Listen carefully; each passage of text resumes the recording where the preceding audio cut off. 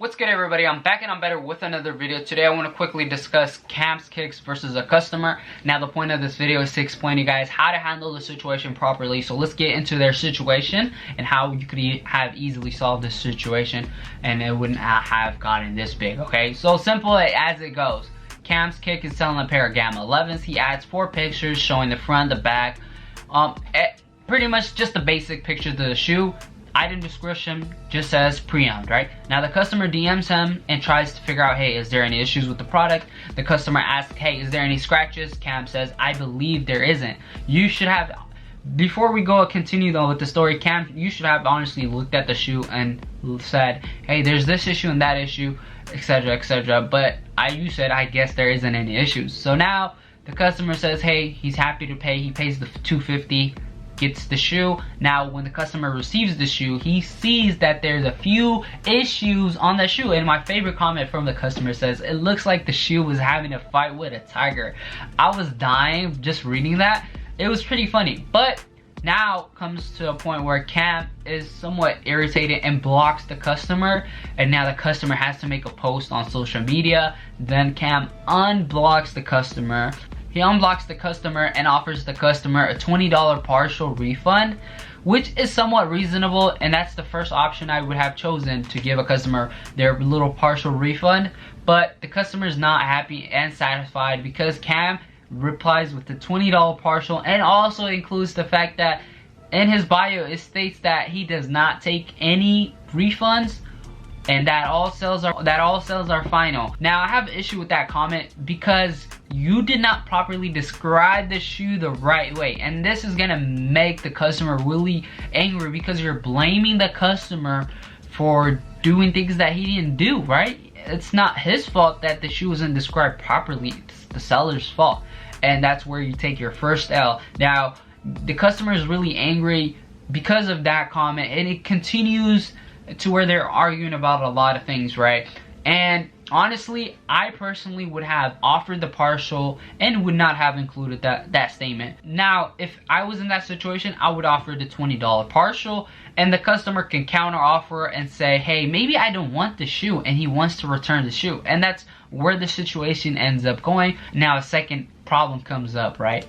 The customer is responsible for a return shipping label.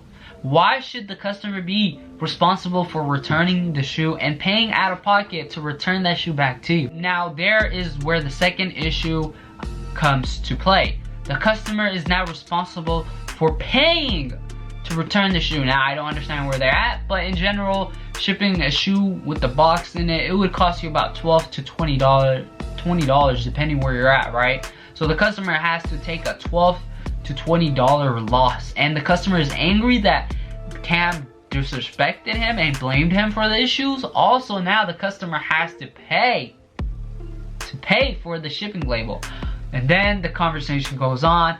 Cam calls the customer petty, etc, etc. At the end of the day, the customer didn't do nothing wrong so far. It was all you. And I understand the business is stressful and everything. Cam says, and I quote, do not contact me after that.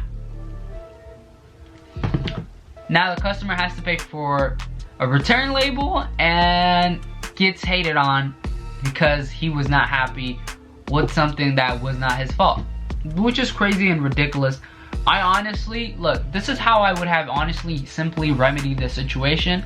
Offer the $20 or counter offer on that partial. If he does not care for the partial and just wants to return the shoe, you offer him a return shipping label, which is gonna cost you $12 to $20, which is nothing because you're in business to make money, and I would take the smaller hits into my account rather than waste my time and having people like me, dummies on YouTube, making videos about you, or like people making comments about this. There's Facebook posts about what's happening with this situation. Now you're losing more customers. So $12 to $20 could have saved you the loss that you're gonna take right now of $5,000 to $10,000. Now I understand, hey man, we sell shoes. You can always sell it to somebody else. Somebody else will always buy it, right?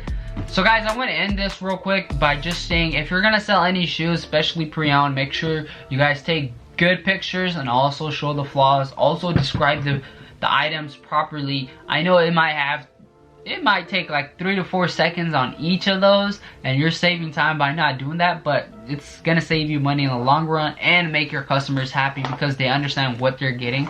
And sometimes you're somewhat over delivering if you always describe it the right way. So guys, I hope you guys have a great day. Adios. Thank you so much for watching this video.